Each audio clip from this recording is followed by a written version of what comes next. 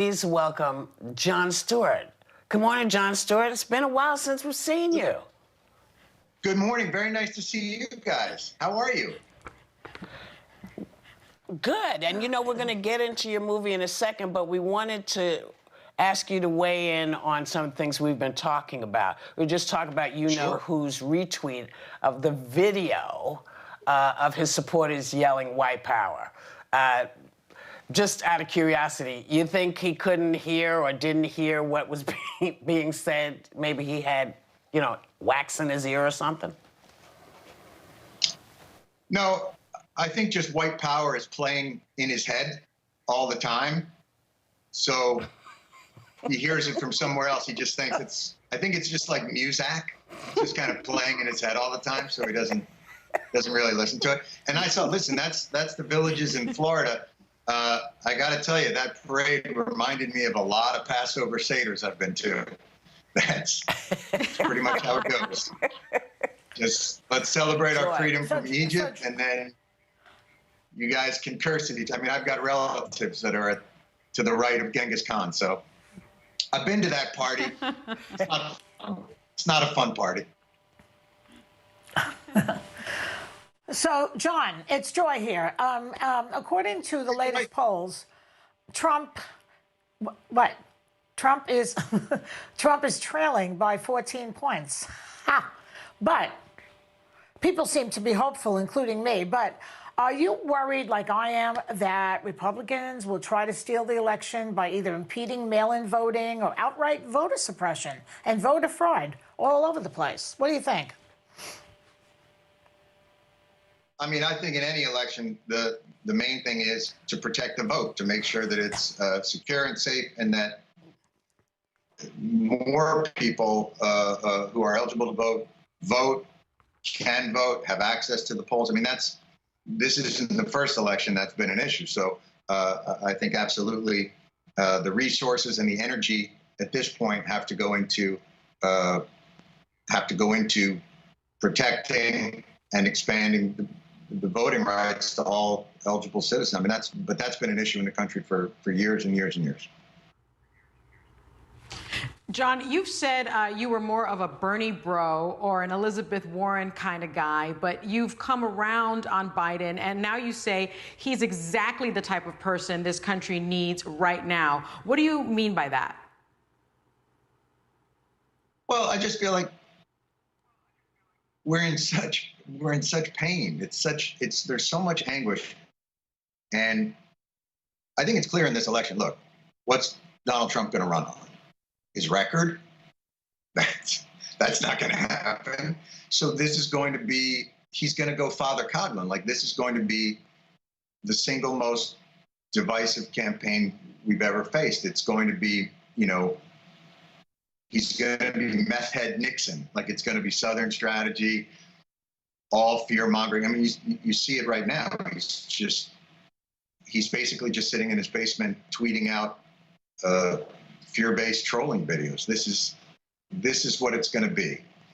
And the main characteristic, I think, that I've always really been impressed with Biden is he's a guy who has faced great hardship and grief in his life. He's lost a wife and a young child and his oldest son to brain cancer. And I think that grief humbles a person in a way that can't be, there's no artifice to that. And I think we need a leader right now of humility. We certainly have the antithesis of that. Right now we have a president who professes that he loves America, but apparently hates about 53% of the people living in it. I think we need a break. This guy's exhausting. He's, when you talk about the pandemic and all the challenges we face, I think the greatest agent of chaos in this country today is the president, which is bananas. So yeah. Well, I mean, when you look at... Yeah, go ahead. Right. Well, I was going to say on Friday, the U.S. reported its highest single-day increase in COVID-19 infections, and cases are surging in several states. And, you know, people are out there who still are refusing to wear masks. You know, we saw that DeSantis, you know, almost with tears in his eyes, not saying, hey, we made a mistake, but saying, well, no, it's not because of this. So the guy in Texas was like, oh, yeah, we should be wearing masks. Well, you know, and then we saw the vice president standing in front of folks over the weekend. This choir, he finally has on a mask, but the choir has nothing on their face. What the hell is going on? Is it me, or, I mean, when did wearing a mask? Well, I just put it to you because we have the same thought, and so what do you think is going on? I think there, you know, look, there has been an increased campaign to discredit expertise or to tribalize or to politicize expertise. You know, there's a whole undercurrent that this pandemic is, you know, a hoax or a power grab. And it's, you know, living in the Northeast, I think we all realize, like, this is real and it's brutal.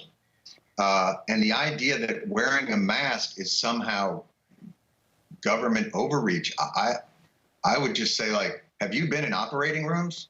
Like, surgeons wear masks not because they listen to NPR and drive Volvos. Like, they wear masks because that's more sanitary. So I would just say to the people who aren't wearing masks and don't want to wear masks, the next time you get an operation, just tell the surgeon, man, you take that mask off and you don't wash your hands, because that's for liberals. And I want you coughing into my open wounds for America. Yeah. It just, and honestly, like, it makes no sense.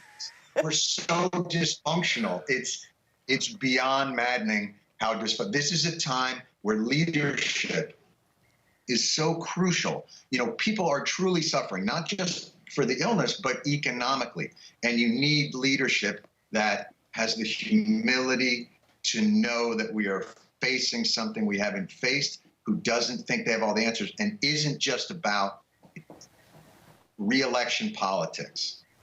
This is a strategy on their part because they believe the more fear they gin up, the better chance they have to get elected. It's cynical. It's so cynical, and it's going to hurt people.